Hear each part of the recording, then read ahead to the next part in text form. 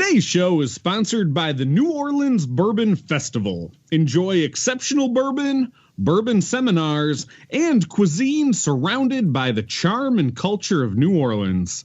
The dates are March 24 through 26. Learn more at NewOrleansBourbonFestival.com. We are also sponsored by Round Table Woodworks and BarrelChips.com. They are bringing whiskey smoke to your favorite foods with their authentic whiskey barrel smoking chips.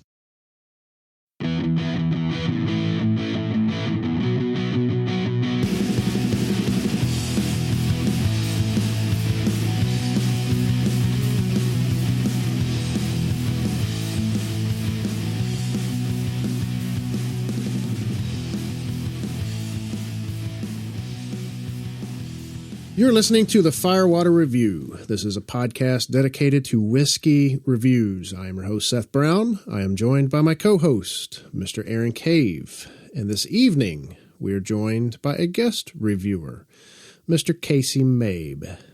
Gentlemen, how are you? Hey, man, doing good. Doing well. Good. It's another week, another whiskey. And here's to that. Yeah, it's yours. Another night to drink whiskey, too. Yeah, thanks for coming on with us, Casey. We appreciate you. No, thank you guys for having me. We had some difficulties. We were going to record this episode early last week, and FedEx was not my friend last week on a couple of issues. I had one bottle to break, a sample bottle break on the way to me, and Casey's bottles were delayed due to, I think, an ice storm that didn't quite live up to its billing. Not one bit. Nope. I went and spent a lot of money on a generator that I never even used. So, but now you have it in case you do. I have one now, which is good. But I was a little upset that the storm just turned into nothing. Yeah. Well, I think you're practically a Georgia man as well, so I think you're familiar with my pain. That yes, ice is lots of ice. I mean, that's all they talk about on the news for 3 or 4 days, and then it finally comes, and then oh wow, we got a not even an 1/8 inch of sleet. Yay! A dusting, and then they shut down schools all week. Yeah, businesses were closed. People were panicking, going to the store, getting milk and bread for their milk sandwiches. So, Aaron, have y'all gotten any winter weather up there yet? Actually, not a lot. We've had a couple snowy days here and there. It's been actually pretty mild so far this year. I think the most that I've seen in Columbus is maybe 2 to 3 inches, so it hasn't been bad yet. Yeah. So probably come March, we'll probably be hit with 7-8 inches, something like that. But right. Be stuck in your house for a week. Yeah. As of now, it was 60 today, so nice. Yeah, can't complain about that. Nope, it was 70 here. I actually wore short sleeves to work today. That was nice. Oh, that is nice. So we're not here to talk about the weather. As I mentioned, we've got Mr. Casey Mabe on the line with us. Casey, you want to tell us a little bit about yourself, where we came about you, and why you're on the show, and whatever else you want to tell people about you. Yeah, I mean, my name's Casey. Obviously, I'm a bourbon drinker. I actually got into the hobby on the good old Instagram. I had a couple bottles sitting around. And I decided, I'm gonna go on Instagram, see what people are posting about, bourbon and whatsoever. So I got on there. I met Evan first, and then I started meeting all these other great people on Instagram, and it just turned into a big bourbon community where everybody likes to get together and talk about bourbon and drink. It's awesome. Yeah. But that's how I met you guys. That's how I got caught up in this pretty awesome little hobby almost. My palate's grown pretty much over the past 2 years. I've really gotten into the hobby over the past 3 years. A little bit about myself. I live in Oklahoma, down in the southwestern part. I'm in the United States Air Force. I'm a loadmaster on a C-17. That's a pretty awesome job. If you don't know what it is, you can YouTube it. Been to 65 countries and 6 of the 7 continents, trying to knock out Antarctica hopefully within the next 5 to 10 years. Wow. Yeah, wow. And I'm still just trying to get to all 50 states. You're knocking out continents and countries. I did a count the other night as far as states. I think I'm at 46. I haven't been to Alaska and the Dakotas. I haven't been to either of those, but I've been pretty much. Oh, and Rhode Island. Never been to Rhode Island. So how many of those places? Your Instagram handle is the Traveling Fisherman. So what's up with that one? I used to do a lot of fishing. Since I moved to Oklahoma, there's not a lot out here, so I don't get the chance to go out and go fish anymore. I don't really get to travel anymore because my job now is to teach people to do what I do. Yeah. So I don't get that chance to travel anymore, but that's just one of the sacrifices I had to make now that I have a family. So it's just something I had to do. But yeah, that's where that came from. I used to travel a whole lot. I used to fish a whole lot, so I just stuck with it, Traveling Fisherman. So now you're the immobile fisherman, I guess. Exactly. I'm hoping to put up some pictures of some fish hopefully this spring. I'm going to try and join a Bassmasters Club if I can. Oh, cool. Oh, that'd be fun. Well, I like Casey because he backed me up on my infamous Blanton's review of an 87, and well, I say he backed me up. I guess to a degree, he backed me up. We confirmed it. Yeah, and a lot of that was because what Casey was drinking out of was a bottle that had been open for a while, and the bottle that I gave my review off of had been opened for I think about a year and a half, maybe even as long as 2 years.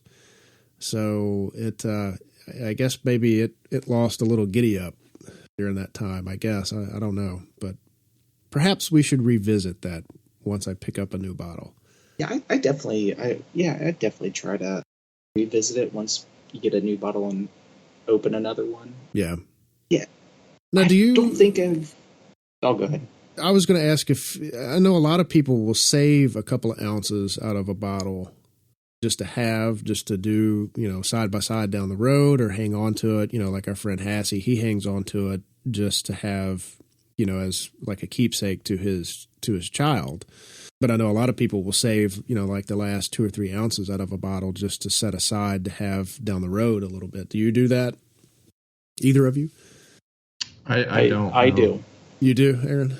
Yes, I do. It has to be a bourbon that really intrigues me, something I really like, I really want to have again, and usually something I know I won't get again. Yeah. Or something I want to compare to something else that I haven't opened yet. So that's usually when I'm saving stuff. If I get to just a regular bottle and it's about empty, I just finish it.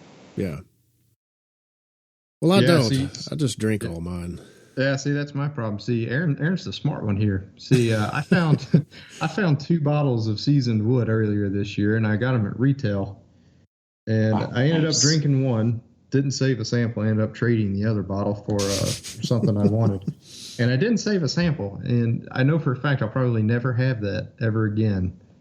And I wish I had a little bit left. Every now and then, I still have the bottle that I saved. And every now and then, I'll go over there and look, see if there's like a drop in there, just to get just to reminisce. Pop the cork on it, just to see if you can catch a nose of it. Yeah, but see, I don't do that. I think I'm going to start doing that because I've got some Blanton's bottles over here that I'll probably never get my hands on again. So whenever I get down to the bottom of it, I'll probably save the 2-ounce samples. I should start doing it. I really should, but I don't.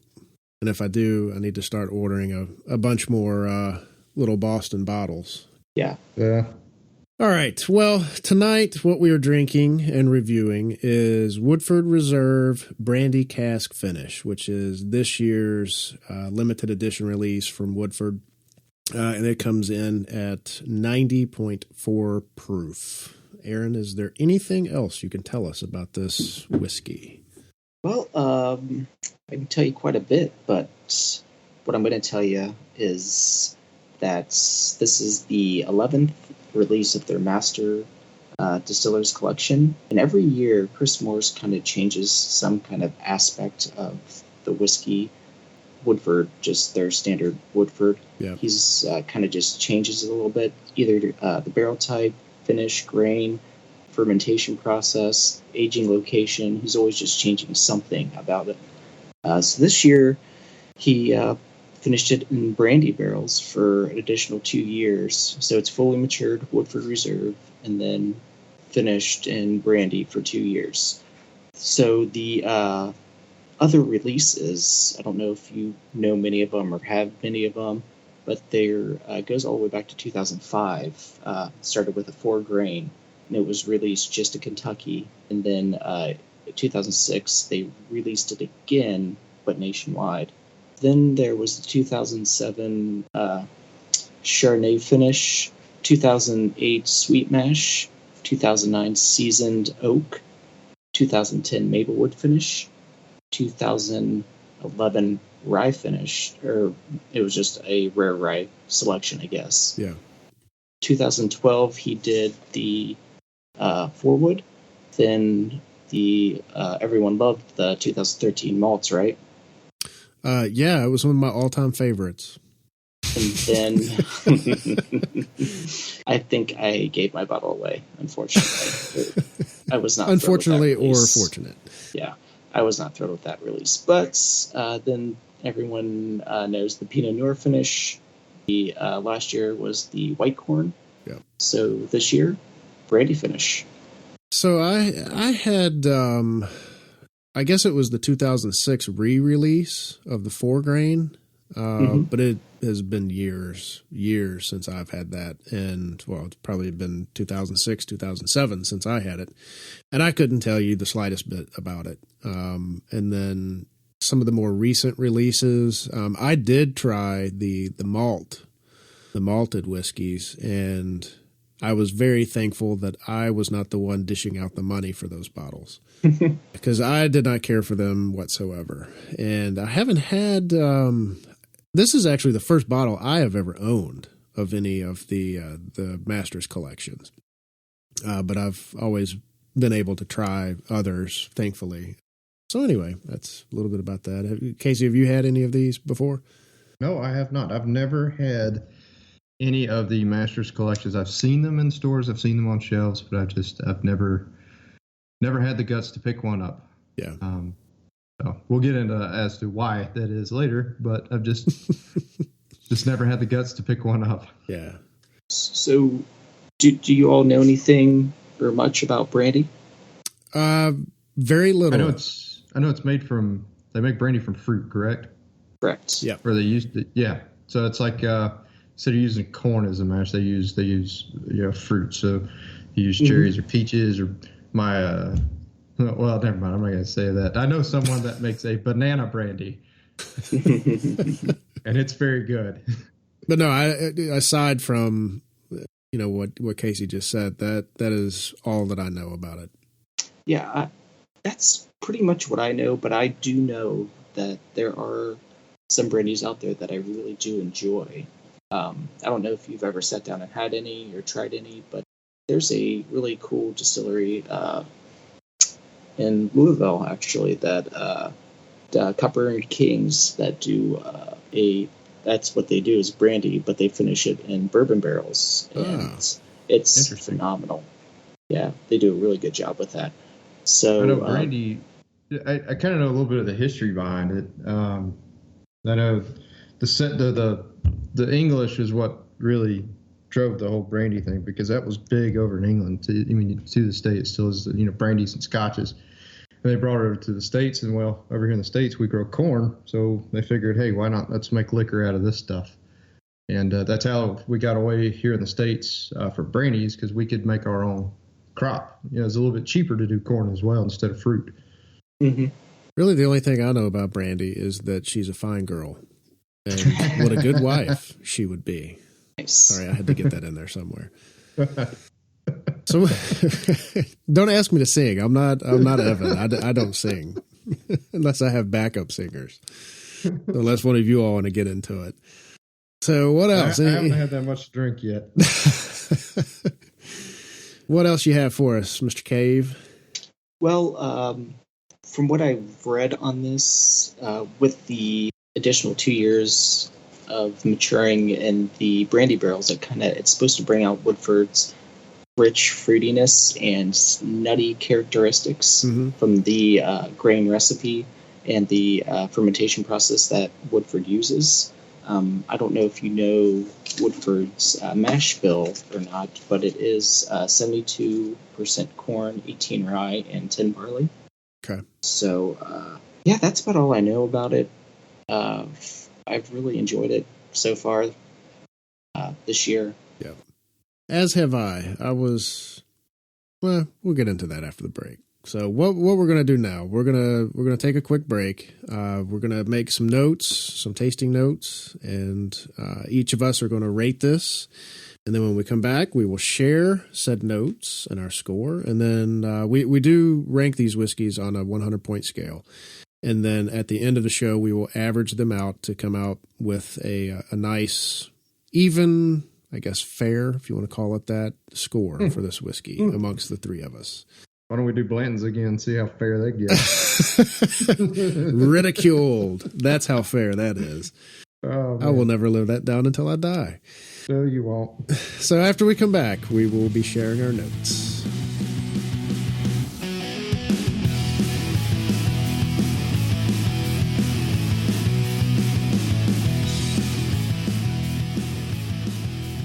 We talk a lot about bourbon on this show. And one of the most important things that I think we all three can agree on is the ingredients that go into a bourbon. The better the ingredients are that go into any whiskey, really, not just bourbon, but any whiskey, the better the final result is. Could you guys agree on that? Amen. Yeah. Hell yeah. So we have Pig of the Month now. Pig of the Month. It's the Pig of the Month. Yes. And that's one of the things that they tout, is that everything they do, everything that goes into their meats is all only free range, growth hormone free, and grass fed. It's all natural ingredients. There are no preservatives, nitrates, or additives. Nitrates are one of the big things that I know my wife looks for when she goes to the store looking for bacon. Bacon. It's hard to find bacon that does not have it. It is. Yeah. It's hard to find bacon that does not have nitrates added to it. Seth, you are talking all fancy and scientific, and I love that. Let me tell the listeners from my perspective.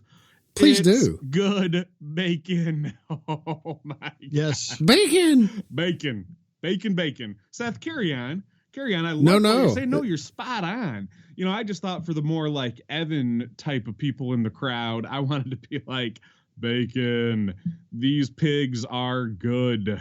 They are good. Pig of the Month, great. So great too is the fact that everything comes, other than the bacon and the sausage, everything is just heat and eat. So that, it's been fully prepared, no shortcuts taken. They're out there grilling the stuff and making it to perfection. So check it out. Bacon. It's shipped to your doorstep. And speaking of that, if you use the code Bourbon Daily, shipping is free. So check them out at pigofthemonth.com. Bacon. Do it.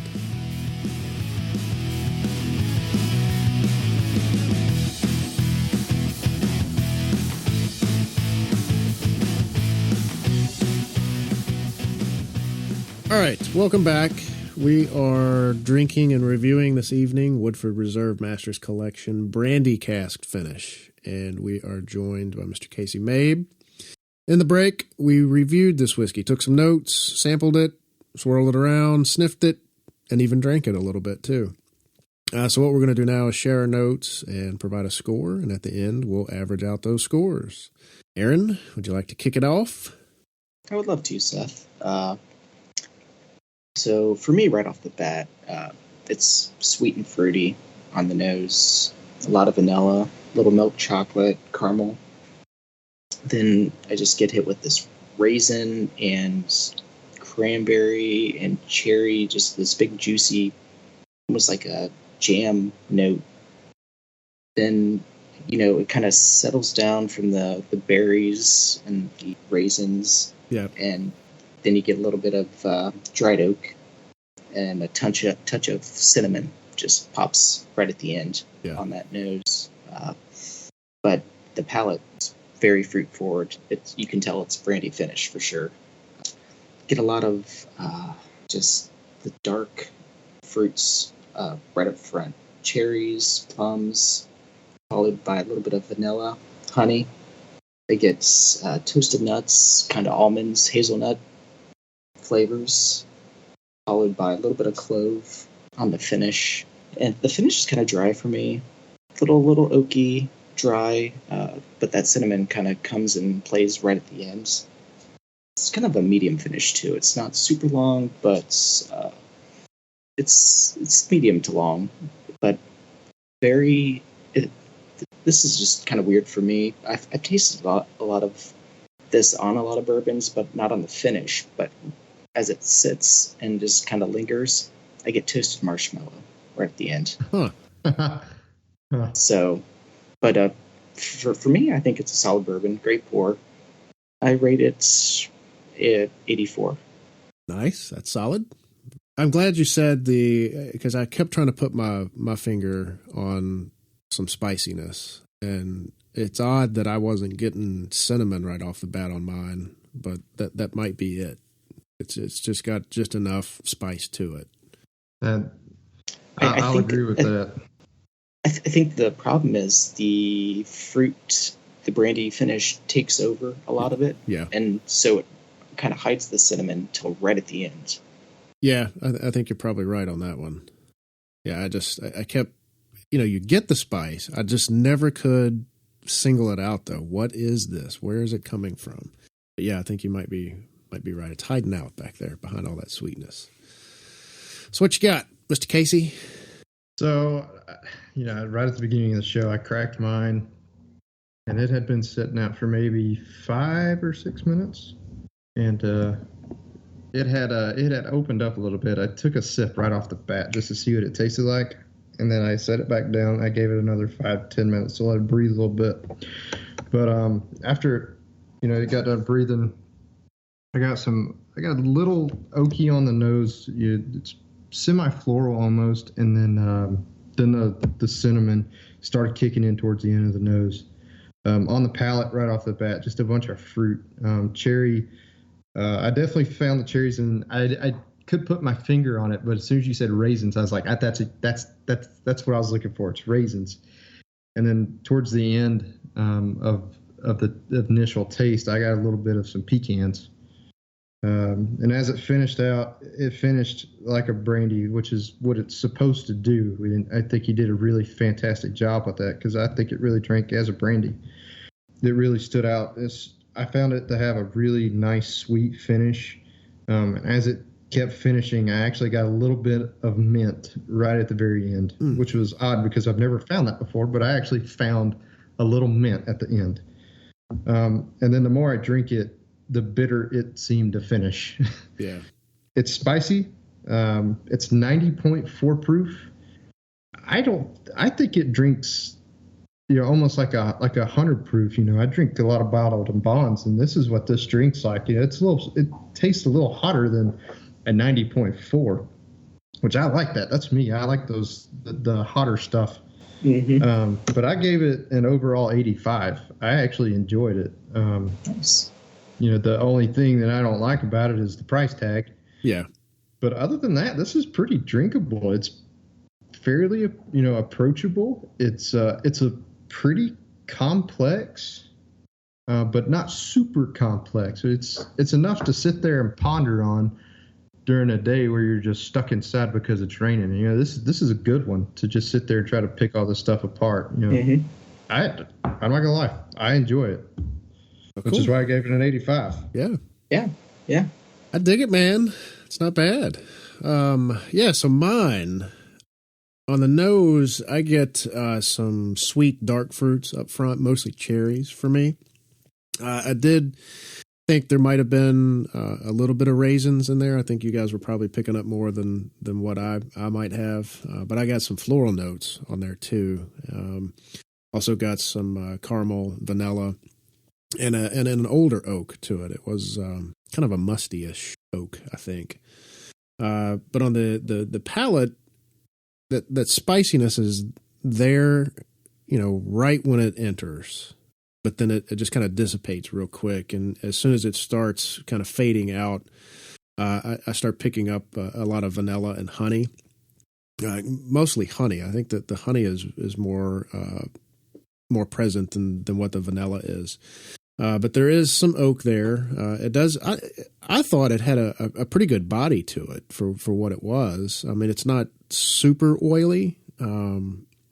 But Casey, I think you kind of alluded to it. It drinks a little hotter, a little spicier than what the proof shows at 90.4. But I think that might help out the body a little bit there too. But it's got a light nuttiness to it.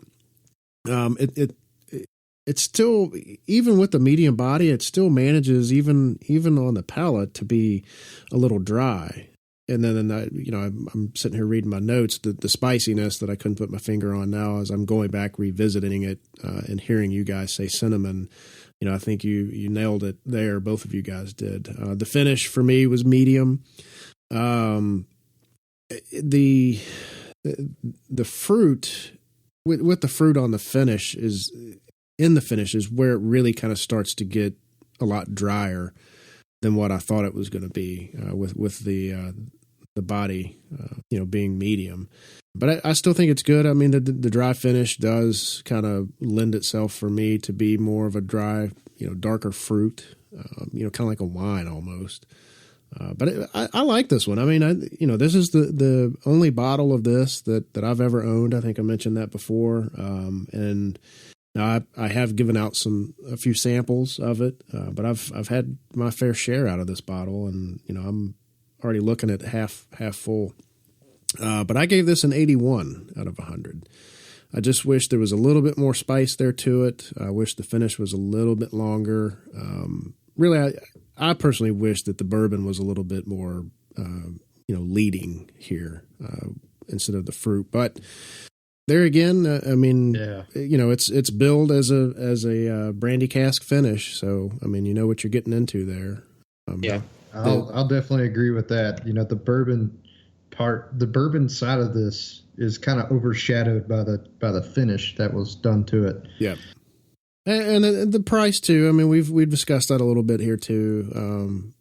And I think one of us, I can't remember who it was now, but we mentioned in the break that just finished bourbons, being $80 to $100.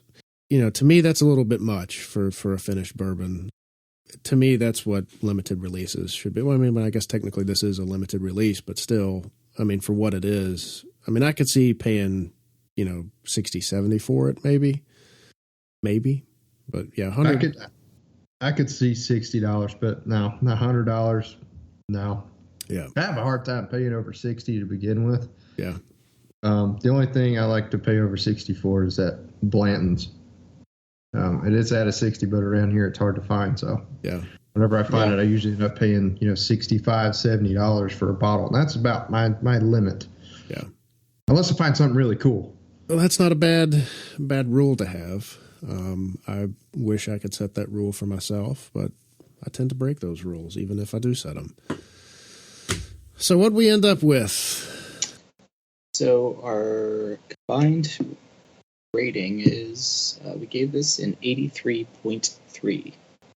83.3. So not too bad. Not bad. I managed to bring us down there with that 81.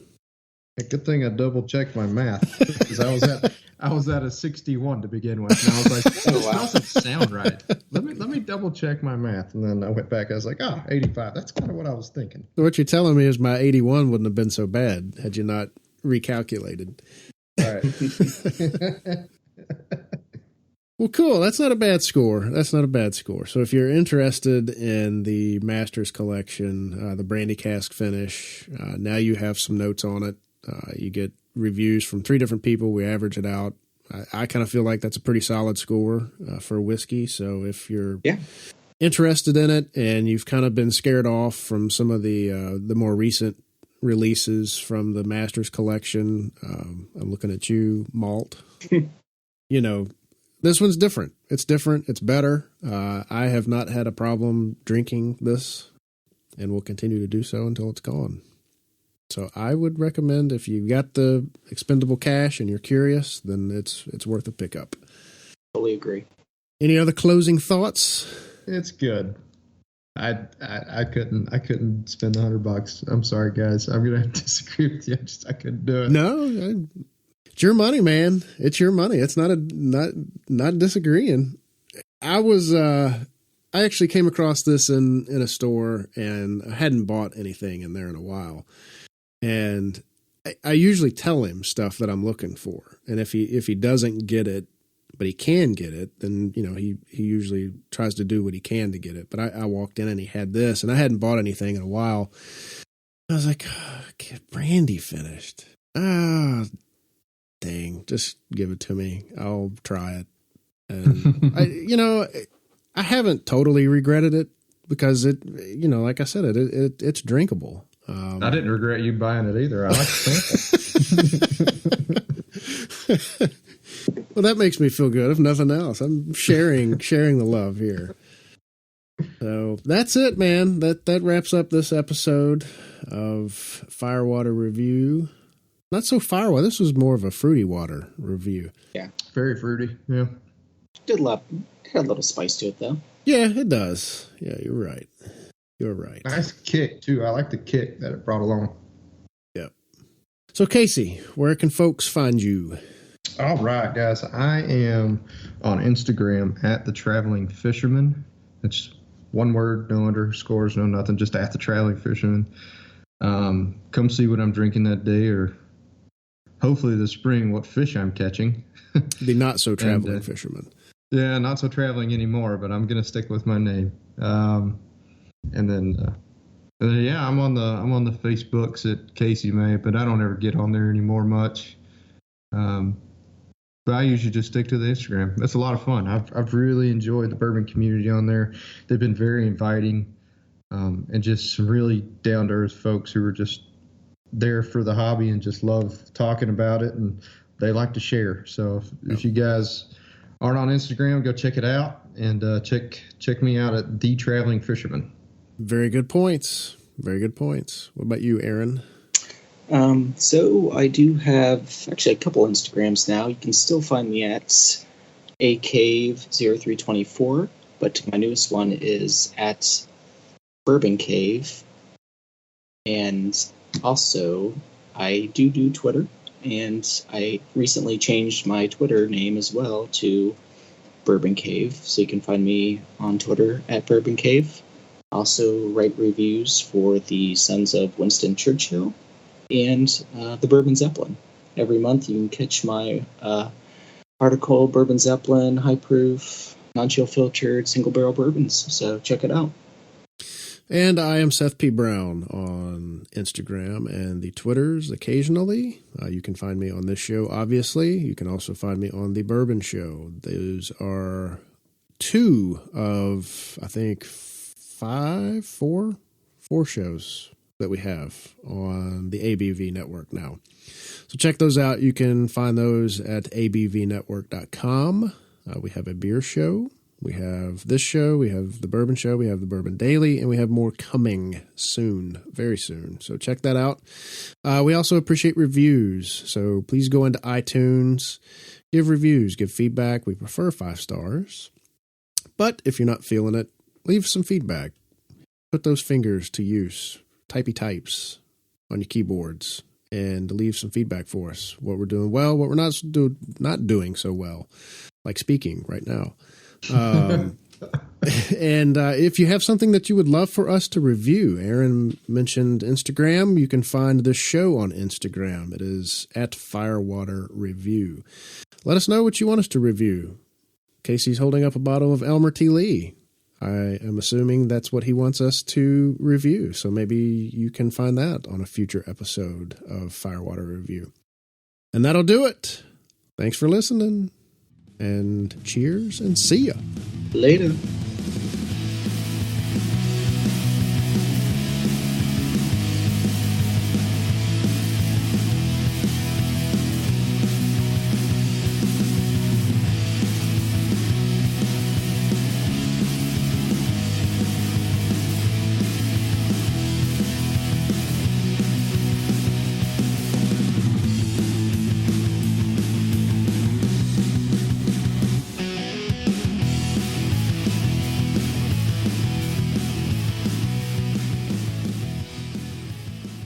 Firewater Review is part of the ABV network. For more information or to become a sponsor, please visit abvnetwork.com. Thanks for listening, and cheers.